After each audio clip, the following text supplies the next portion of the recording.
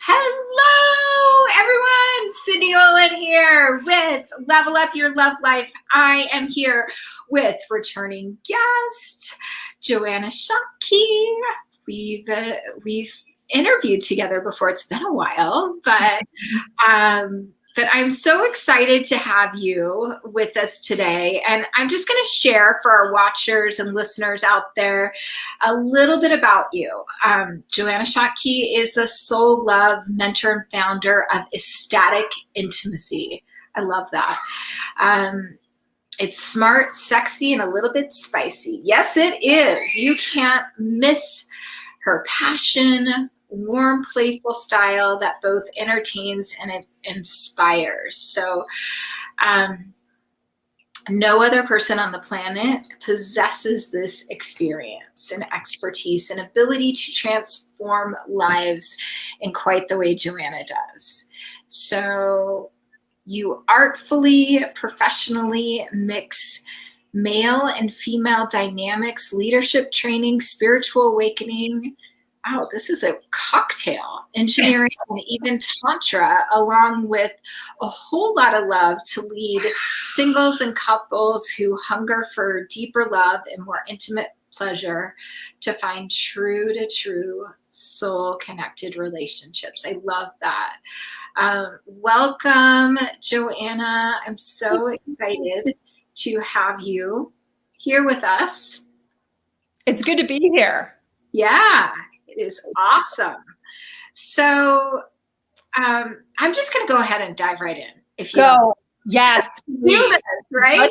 Let's play. Let's do this. Yes, let's have some fun. That's what they're here for. So your company is named Ecstatic Intimacy. What does that mean?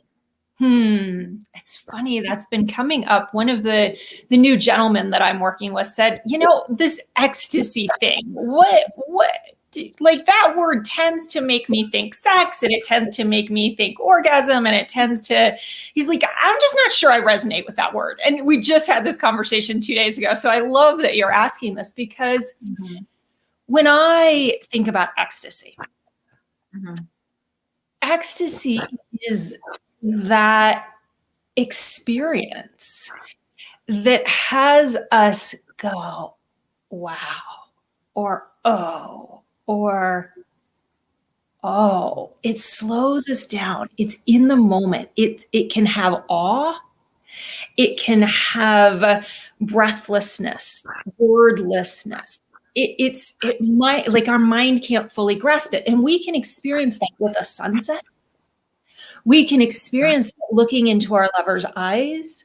We can experience it with a vibration or a sensation that comes through our body while we're making love. It can happen while we're walking our dog. It can happen while we're simply writing or talking to someone. Like, ecstasy is available to us in every moment. And it's a very sensual experience. And I know we're speaking primarily to women, but even for men, like, to feel how good this moment feels. And so if I now go ecstatic in intimacy, well, if we break intimacy down into me, I see, so I look into myself, or into me, you see, that it feels good to see and be seen. And in love, in relationships, like, so many people are craving, will you just see me and accept me and love me for who I am? Absolutely. But as individuals, we'll often say, but I don't want to show you this part of me. If you knew that part of me, you might not like me. So I'm going to polish that up, or I'm going to stick that over here. I'm going to pretend that's not there.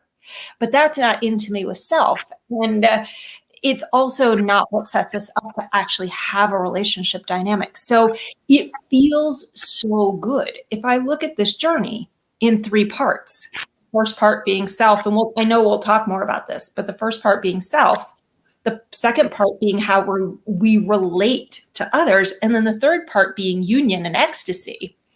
Ecstatic intimacy is the middle part of this journey. It's the part that sets the it's the part that not sets the foundation, because we as individuals set the foundation, but it is the essence. It's the heart of this soul love journey. It feels so good to I feel the ecstasy in the way you're speaking. I'm telling you, Joanna, it's awesome. It's where it feels good to be us, and we can receive the pleasure and we can share the pleasure.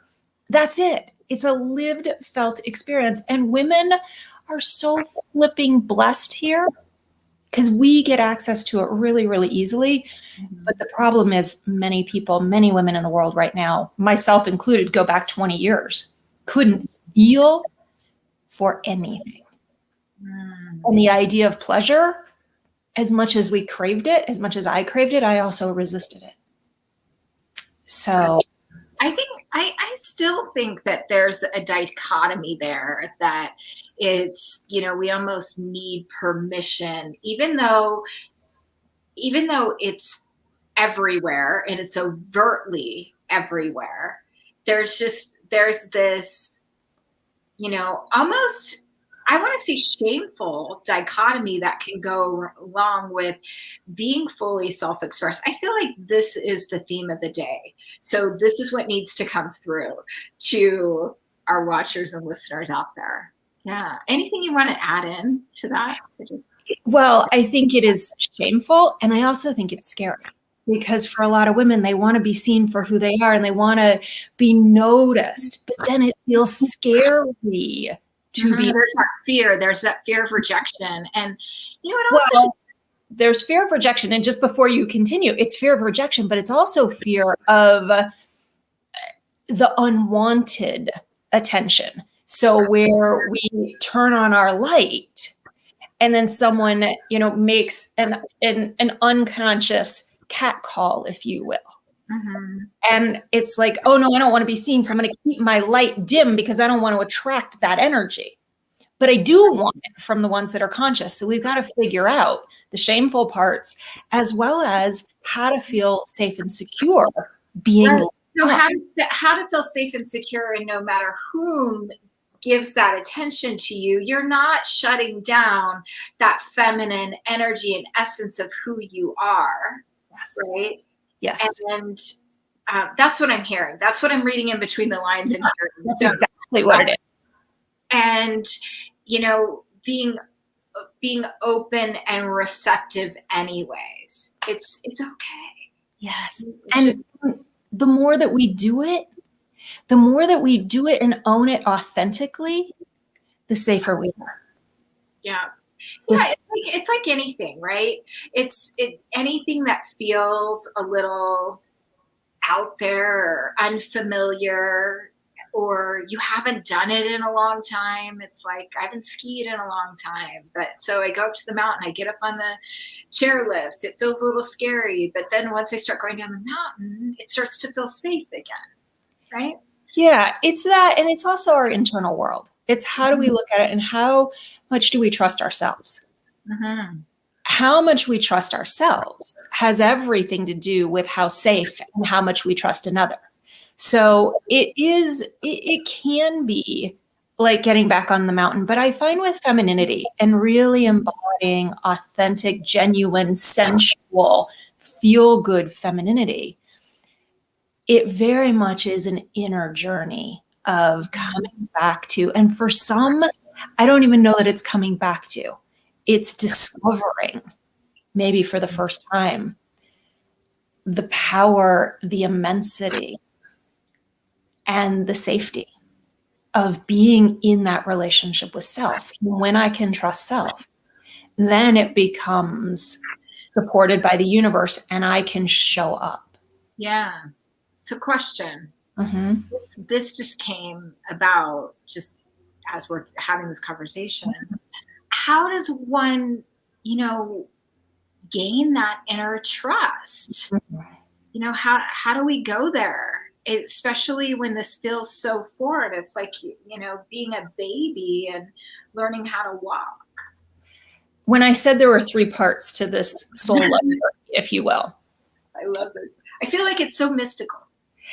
in some ways it is, but it's also so simple. I remember a woman that I was talking to, I think this was 2017, just because I can remember where I was when I was talking to her. And she said, we'd talked for about an hour, and she said, "You're sort of like a love engineer." And I went, she's like, "You're saying things I've heard before, but you're saying in a way that I finally understand it." Mm-hmm. And so in a way it's mystical, but in a way it's really super simple and super practical at the same time. And so this first part of the journey is coming into an experience of what I call ecstatic authenticity. So there's the ecstatic again, and we're marrying it with authenticity. That I know who I am. I like who I am. I accept who I am, the good, the bad, and the ugly. And not only do I know and accept and like who I am, I honor who I am. And I'm no longer willing to intentionally twist myself into a pretzel, settle or sell myself out for anybody or anything. And when we come into that kind of honoring relationship with self, then confidence, trust, security, self-expression are natural byproducts. Okay. So I'm going to just take it another step further. So what are some of the steps that you recommend or teach your clients? How do you get there? Because I think that I can't agree with you more. I feel like, when you have radical self-acceptance, when you know who you are, but I feel like that it's just, then what's the journey to get there? Because I feel like, with life and society and so many outer influences, it negates from really connecting with oneself and what's true to you, then, obviously being able to trust in the world and trust yourself, right? Yeah. Well, and again, if we go back to this idea of this is the foundation, when I used the word foundation earlier, when I was talking about ecstatic intimacy, I'm like, nope, the ecstatic intimacy isn't the foundation. That's part two. That's sharing it and dancing in the masculine and feminine dynamic. And it's moving through the inevitable ups and downs of loving and being loved and committed long-term relationship. So the intimacy part, but to get to that intimacy, to let someone else see us, is where now back to this relationship with self, this is the foundation. And I take people on a journey that's typically 3 to 6 months in this particular part of the journey of self-love, or the journey of soul love, which begins with self-love. And I hated that freaking term. I just have to say, go back to when I was in college nearly 30 years ago. And no, 20, where are we at? 25 years ago. And a guy said to me, "I'm not going out with you. You don't love yourself." And I'm like, "What are you talking about? That's ridiculous. That's the most stupid thing I've ever heard." And I argued and I fought against it. And then fast forward 10 years and I was like, damn, now I know what he was talking about, because I don't like me. How could anyone else like me? My first husband, there was no chance he could have loved me enough to feel loved, because I didn't believe I was worthy of it. And so what are the steps? We don't typically want to be in a relationship with ourselves, men and women alike. And I can say, it's like when I say, we got to work on this idea of self-love. Well, first we got to break it down from this nebulous concept that I can't turn anything practical to. When I go, oh, just love yourself. Like, what the hell does that mean? It's like, okay, Yes. So what we're doing is breaking that down into truly practical. Oh, that's what that feels like. Oh, that's how I do that. Oh, now that oh, wow, I feel differently about myself. So first we're breaking this idea of self-love down so that we can actually build a relationship here. The strength of the relationship with you determines and limits the strength of the relationship you can have with anyone else. Totally. So Yeah, I was just going to say. So much I want to say and ask. I know. Sorry.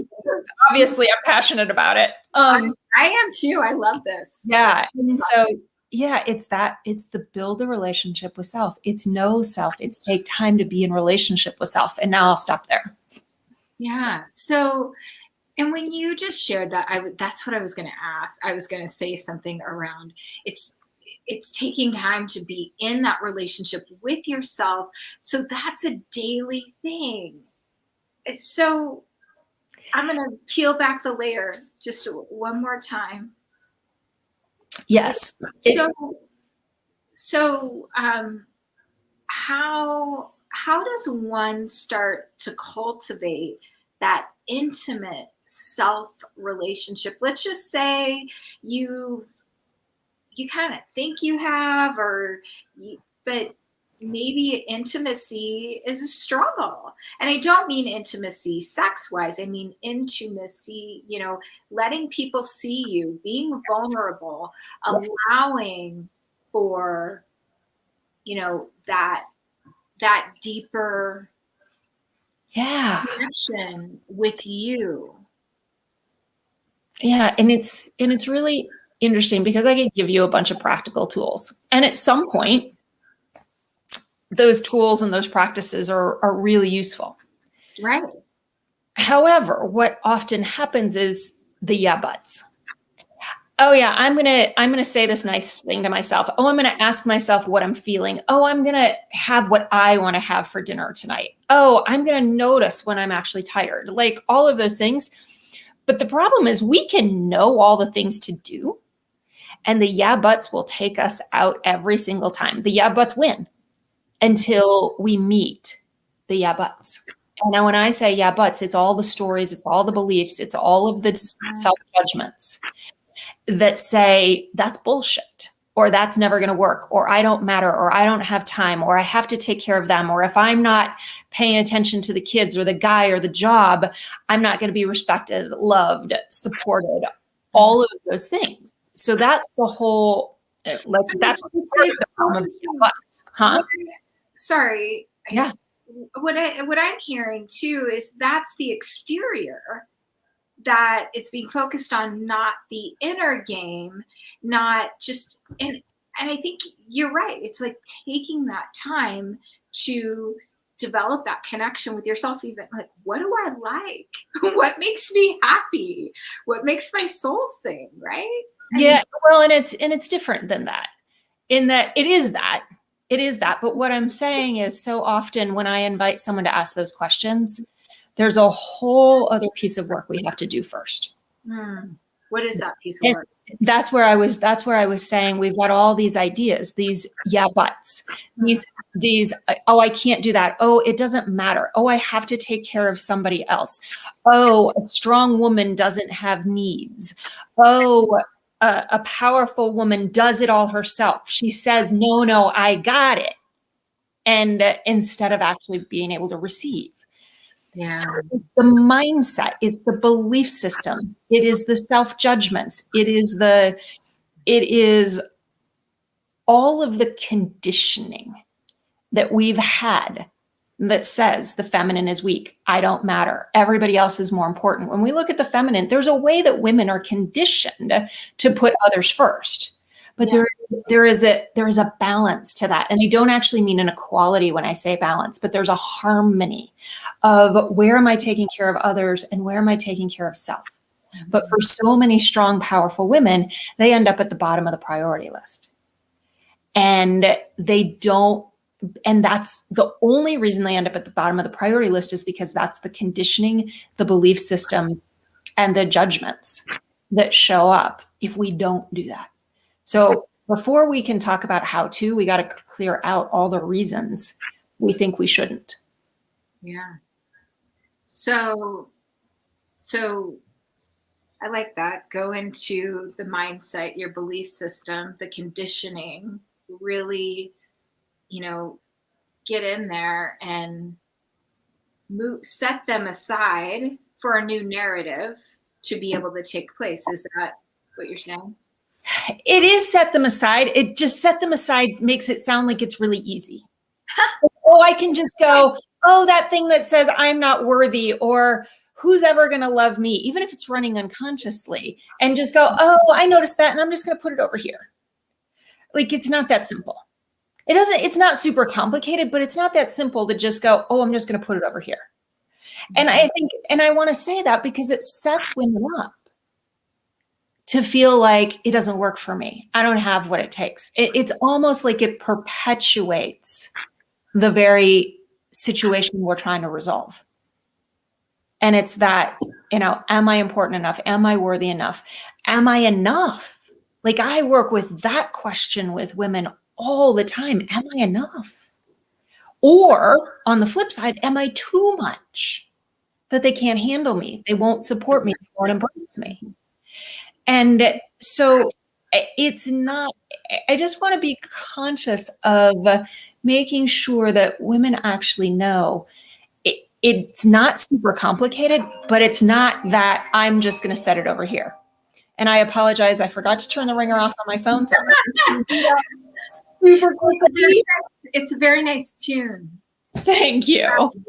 And so that's the key, is it's a really step-by-step process. And if we'll take the steps intentionally, we can totally have them set aside, fall away, choose to choose again, as I like to say.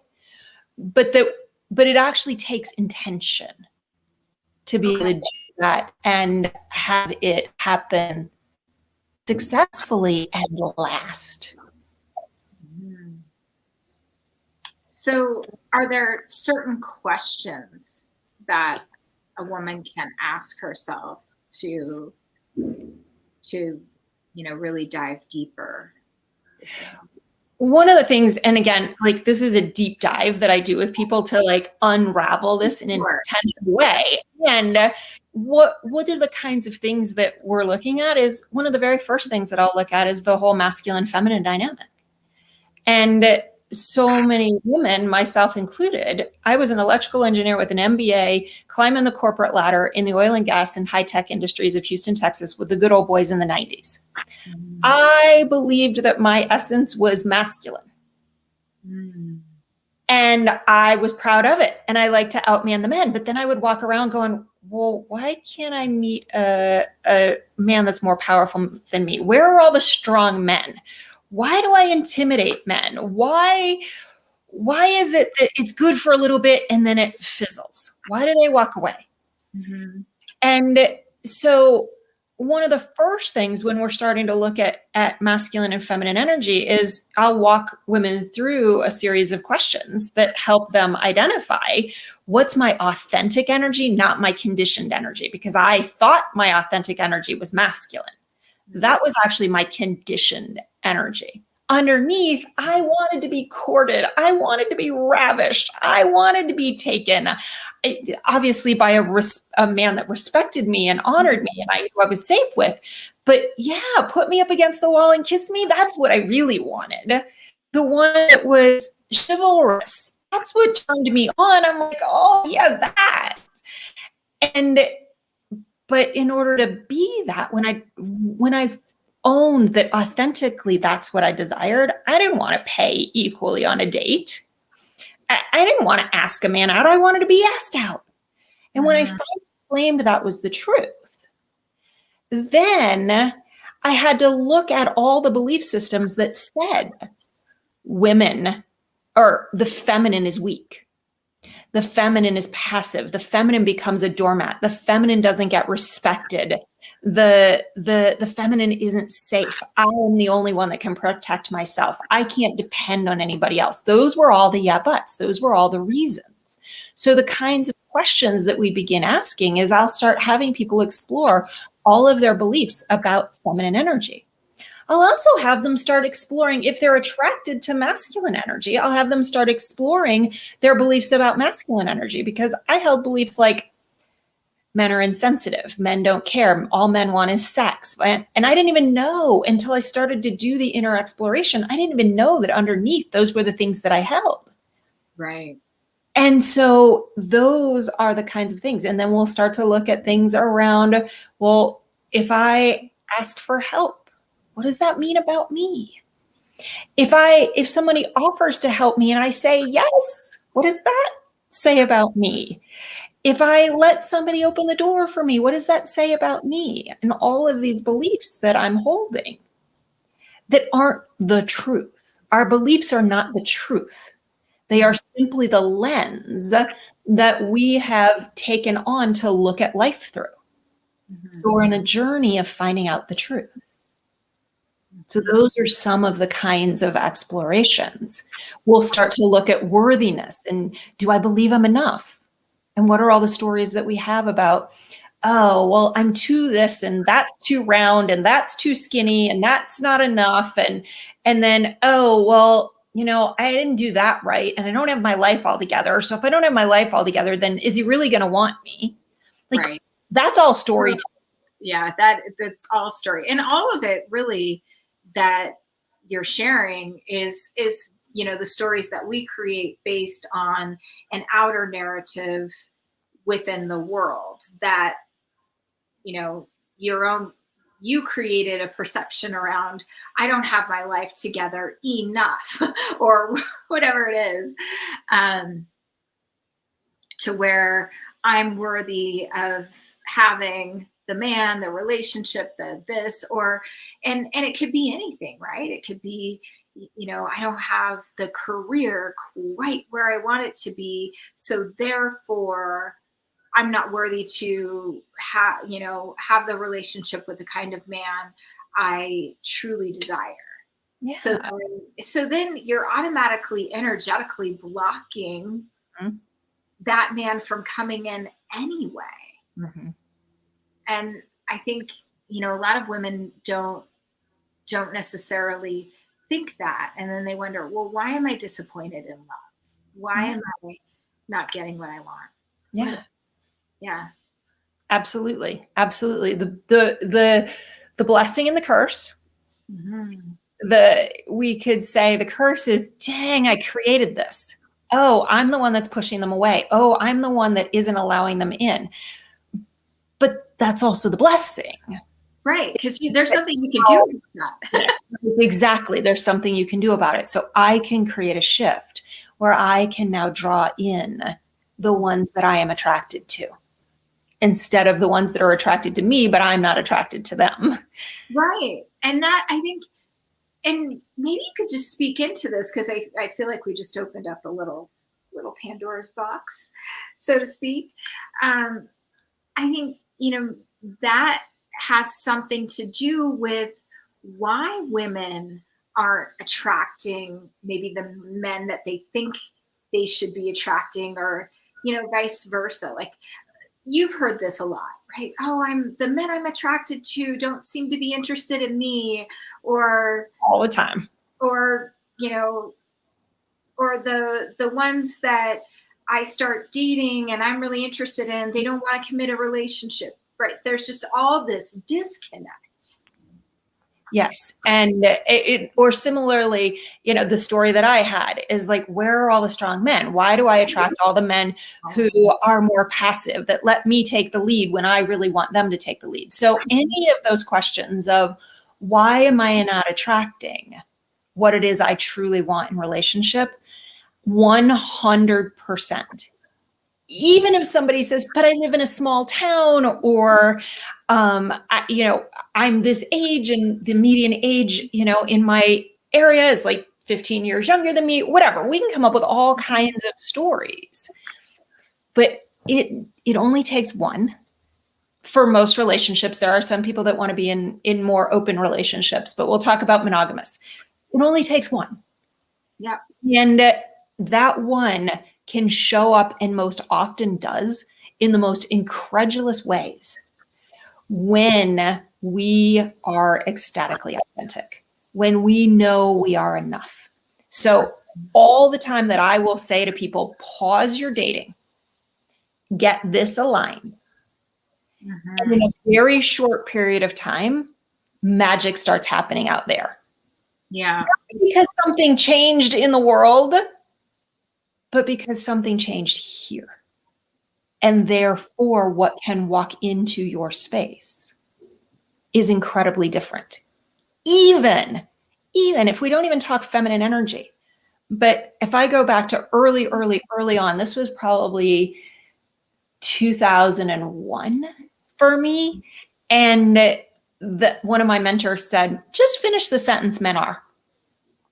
And I kind of started hearing the answers in my head. And I went, well, that's not very nice. Oh, well, that's not very kind. And I went, he's like, say it. And I'm like, okay. And so what I was saying earlier is men are insensitive. Men don't care. Men don't feel. Men won't go deep. Men, you know, and he's like, and what kind of men do you meet? And I was like, well, they look a lot like what I just said. And he said, but do you know of any men in the world who aren't like that? Who are like the ones that you actually want to connect with? And I said, well, sure, I work with, I was working in the oil and gas industry. I'm like, I work with some cool men. Like, I know some men that are in great relationships and they take care of their, they're like attuned to their wives and they celebrate their relationships and they're conscious when they speak to me. I'm like, yeah, so I know men in the world that don't fit the description that I just gave you. And he's like, when you change what you believe, then those men will show up in your life. But they can't right now because they don't fit your picture of the world. There was a book written back in the 70s. I'll see it when I believe it. But what we usually say is, I'll see it or I'll believe it when I see it. Right. It doesn't work that way. Right. It's the exact opposite. It's the whole mindset thing that you first touched on around, and I always say this to my clients too, it's, what you believe, your mind's going to automatically look for evidence of that. Yep, exactly. So it's, I always use the example of a car because I find that's always an easy way. It's an easy one. People go, oh yeah, I know that. Yeah, it's like, oh, I see a car that seems interesting on the road, and I see that, and you may not even think that you're thinking about it, but your subconscious mind is. And then next thing you know, you see the car again, and you see it in every other color of the rainbow, and then next thing you know, it's on your driveway, and you take it home from the dealership. I don't know if that's marketing too. No, I'm kidding. But our mind is so suggestible, and part of your concept of men are, and I would invite everyone to do that exercise just right now. Men are, and I was thinking about it. Men are great. Men are loving. Men are caring.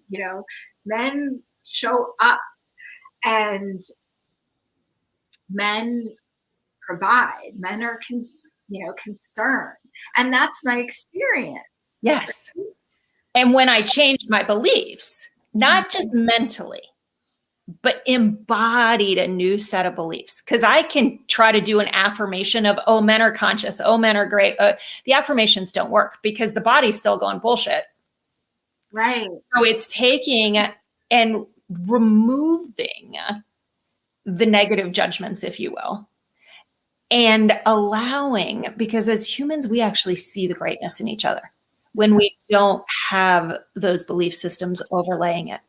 So as soon as I got it, that the truth was men are amazing, completely different men started showing up in my life. It was extraordinary. It was like, well, and think about, so sorry, I didn't even mean to interrupt you, but I just feel like we're having a conversation here. Talk.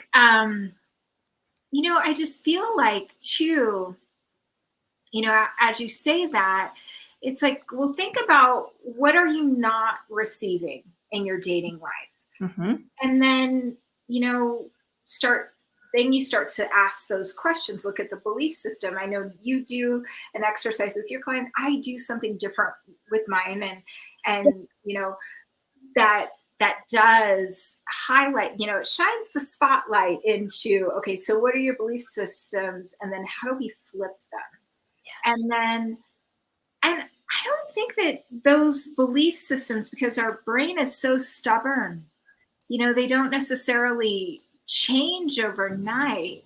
It's a consistent practice. around that too. Go ahead. What were you going to I say? was going to say, we can't force them to change overnight. Yeah. But the truth is they can change in a heartbeat. Yeah. So it's being in the experience. And there are probably, I don't know, I have a list of, I think for my clients, like 10 different ways to change our consciousness. And, but the literal change is actually in a heartbeat. And we can go from seeing the world one way to seeing the world another way. Yeah, it's like having those little aha moments of, whoop, it's a flip. It's like, whoop, you know, you just. And we create the space. And that's really the essence of it. How do we create the space and the inner inquiry to have the aha, which changes the belief in the heartbeat, which changes life in a heartbeat? Mm-hmm. And it can happen that fast. Yeah. And allowing for that, believing that that is so possible for you. And then. Yes. I was just going to say, there was a time several years, many years back, and I was going through, I dated somebody for like 4 months, and he ended it. And I didn't really get it, but I did, but I didn't, but I was mad. And there is a way to really go through conscious clearing and the conscious shifting, because again, all of my perceptions about what should have happened, what he should have done, what I should have done. And so it was a Saturday night. He said, I don't want to do this anymore. And on Monday, I was like, all right, I'm going to consciously move through some of this energy. And I'm going to look at the stories that I'm telling. And so I sort of did it while I was dancing / working out / and I just was like, all right, I'm going to be with this energy. And I watched the stories that I was telling about him and about me. And then there was a point where I was just like, I got it. And I let go. And the next night, on Tuesday night, I went to a local event. And I had 6 men that next night that paid attention to me at this particular event, and 4 of them asked me out. The other 2, I knew I didn't really want to ask me out, so I kind of set that up. So I was like, oh, that's probably coming, and I'm just going to create a space where that's not going to happen. But that's where it was like, from one night being so frustrated and contracted to 24 hours later being the most glowing, radiant being that I could possibly be. Yeah. It doesn't have to take long when we're on. Exactly. And it's allowing yourself to process those feelings and shift the narrative in your mind, shift the story in your mind that then, creates that different, that feedback that you receive all this attention. It's because you're open. Yes. Yes. Yeah. That's powerful stuff. I know I could talk to you all day long. Really.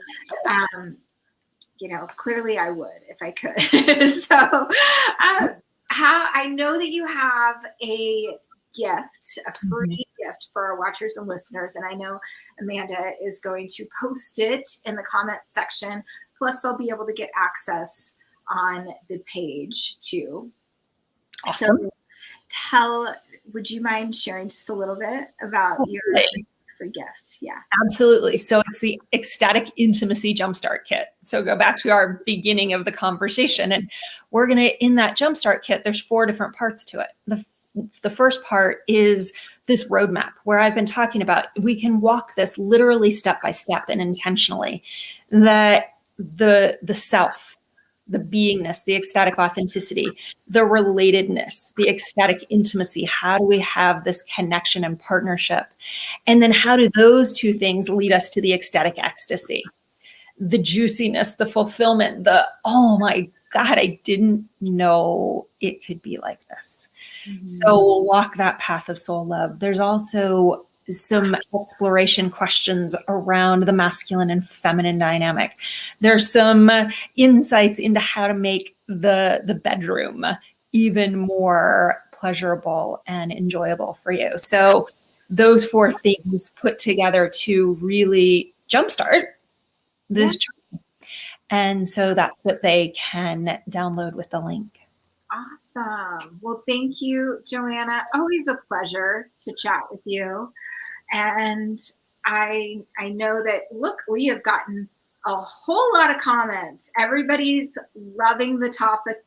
They're connecting. So just, I can't say enough. Thank you so much for being here and adding this dynamic and just, opening up. It's almost like you open up the door to these women to step in and give themselves permission to become intimate and really create the ecstatic life and love that they, soulfully, it's your birthright to get to create. So thank you again for being here, and watchers, listeners. We're so excited you guys are here, and we have another conversation up next. And until next time, here's to you and really up leveling your love life, taking each of these conversations and, looking within, removing those blocks standing in the way of you really receiving the love and the life that you get to have. Anyway, that's it for now. Sending love. Bye, everyone.